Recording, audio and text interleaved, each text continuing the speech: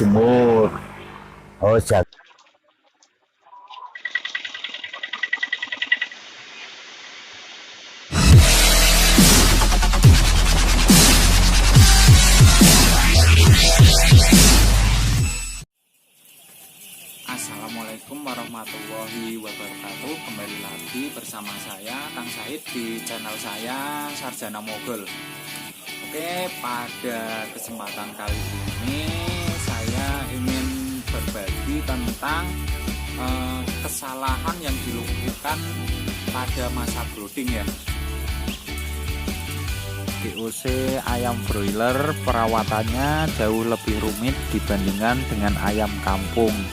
Sistem imun yang rendah membuat DOC ayam broiler ini rentan terkena penyakit. Karakteristik dari DOC ayam broiler ini pun sama dengan ayam layer, di mana mudah sekali terkena stres akibat ketidakmampuannya beradaptasi dengan lingkungannya yang baru. Selain itu, melakukan kesalahan dalam pemeliharaan DOC ayam broiler sangat fatal, karena bisa membuatnya mudah terkena penyakit kemudian berujung kematian. Agar tidak menimbulkan kerugian, peternak yang akan menggeluti bisnis ayam broiler ini tidak diperbolehkan melakukan kesalahan, terutama pada saat masa brooding pada DOC broiler. Sebagaimana diketahui bahwa masa kritis dalam pemeliharaan ayam broiler adalah pada masa brooding, yaitu pada waktu 2 minggu pertama.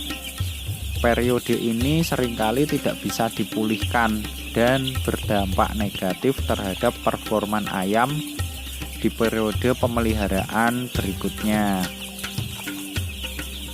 Karena keberhasilan pada masa ini akan berpengaruh terhadap keberhasilan pemeliharaan selanjutnya.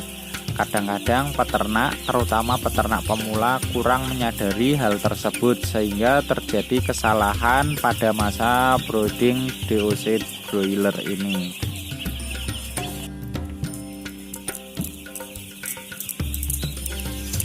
Nah, di sini kita akan membahas tentang kesalahan masa brooding pada DOC ayam broiler.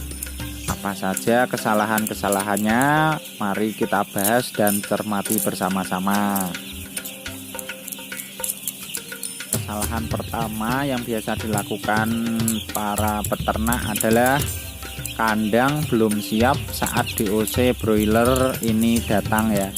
Jadi kondisi ini terjadi jika masa istirahat atau masa kosong kandang ini dibuat terlalu pendek waktunya, sehingga peternak belum sempat melakukan pembersihan kandang dan disertai dengan alat-alat perlengkapan kandang secara menyeluruh.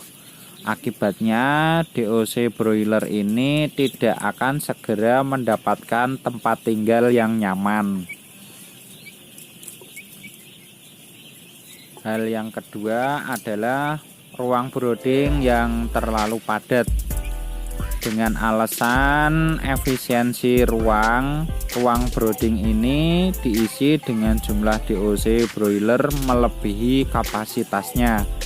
Akibatnya terjadi persaingan antara DOC broiler dalam mendapatkan makanan, minuman, dan udara yang bersih.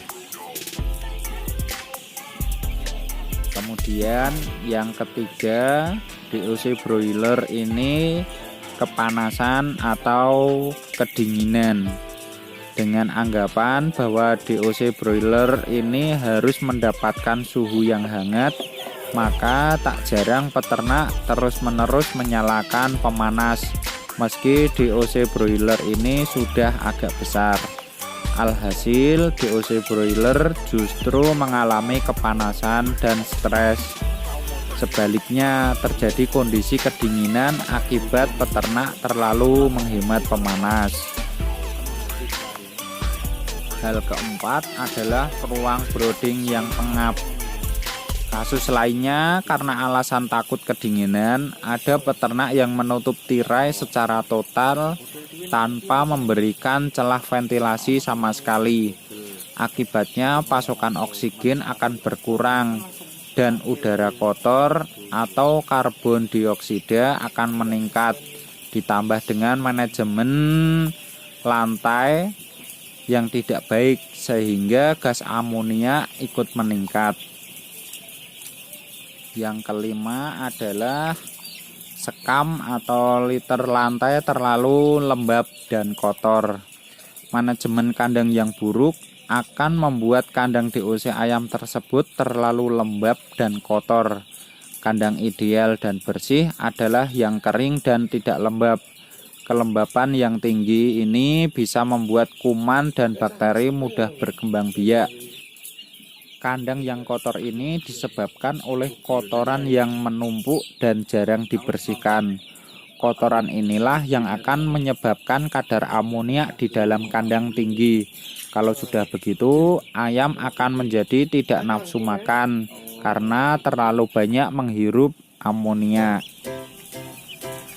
Hal keenam atau terakhir adalah tidak dilakukan pengecekan.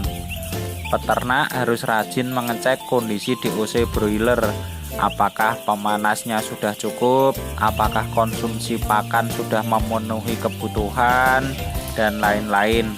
Namun hal ini kadang-kadang diabaikan oleh para peternak. Nah teman-teman, dari kesalahan-kesalahan di atas ini bisa dipetik pelajaran berharga agar usaha ternak ayam Anda berjalan dengan lancar dan sukses. Terima kasih telah mengikuti saya. Dari saya cukup sekian.